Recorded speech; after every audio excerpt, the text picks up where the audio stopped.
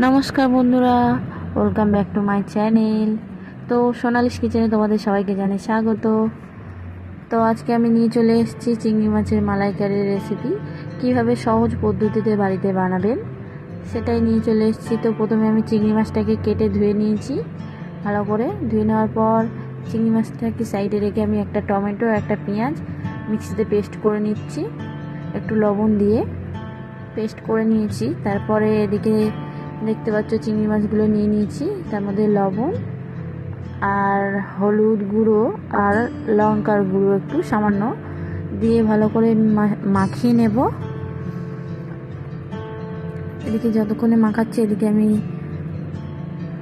মাখিয়ে নেব। ভালো করে মাখিয়ে নেওয়ার পরে এদিকে বসিয়ে দিয়েছি কড়াইটাও গরম হয়ে গেছে। তারপরে এর মধ্যে দিয়ে দিলাম সর্ষের তেল, দিয়ে একটু ভালো করে নাড়াচাড়া করে নিচ্ছি যাতে চিংড়ি মাছটা না গায়ে লেগে যায়।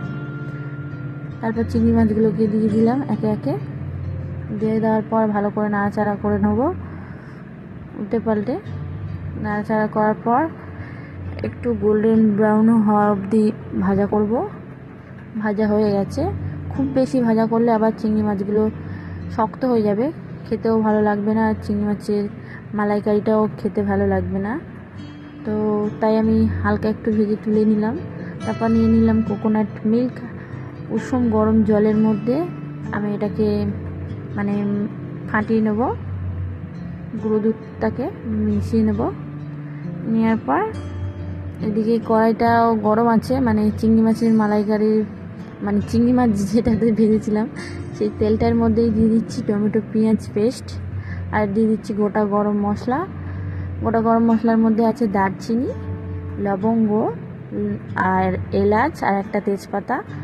তারপরে এর মধ্যে দিয়ে দিলাম আদা রসুন পেস্ট, দিয়ে 2 মিনিট মতো কষবো। কষার পরে দিয়ে দেবো হলুদ গুঁড়ো, লঙ্কার গুঁড়ো, জিরের গুঁড়ো, ধনের গুঁড়ো। দেওয়ার পরেও 2 মিনিট কষে নেবো। নেওয়ার পরে এর মধ্যে দিয়ে দেবো স্বাদ মতো লবণ, দিয়ে একটু নাড়াচাড়া করে নেব।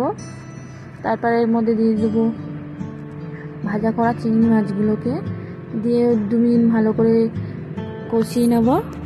কষিয়ে নেওয়ার পর এর মধ্যে দিয়ে দেবো কোকোনাট মিল্কটা, যেটা আমি জলের মধ্যে গুলে রেখে দিয়েছিলাম, সেটাকে দিয়ে একটু ভালো করে নাড়াচাড়া করে নিলাম। নেওয়ার পর এটাকে একটু ফুটতে দেবো। ফুটে একটু ঘন হয়ে আসলেই রেডি আমাদের চিংড়ি মাছের মালাইকারি। তারপর এটাকে আমি ঢেলে নেবো একটা পাত্রে, একটা বাটির মধ্যে। ঢেলে নেওয়ার পর উপর থেকে আমি দিয়ে দিচ্ছি ধনেপাতা। তোমরা চাইলে দিতে পারো, না চাইলে নাইবা দিতে পারো। তারপর আমি সার্ভ করে নিয়েছি। দেখো বন্ধুরা, কেমন লাগলো অবশ্যই লাইক কমেন্ট শেয়ার করবেন, এবং ভিডিওটি ভালো লাগলে অবশ্যই লাইক করবেন বন্ধুরা। মালাইকারিটা দেখতে এত সুন্দর হয়েছে, নিশ্চয়ই খেতে খুব সুন্দরই হবে, একদম বিয়ে বাড়ির মতনই খেতে হয়েছে বন্ধুরা। একবার অবশ্যই বাড়িতে বানিয়ে দেখবেন বন্ধুরা, খুবই ভালো লাগবে, এটাই বলছি আমি। তো অবশ্যই একবার বাড়িতে বানিয়েও চিংড়ি মাছের মালাইকারি, দারুণ হয়েছে।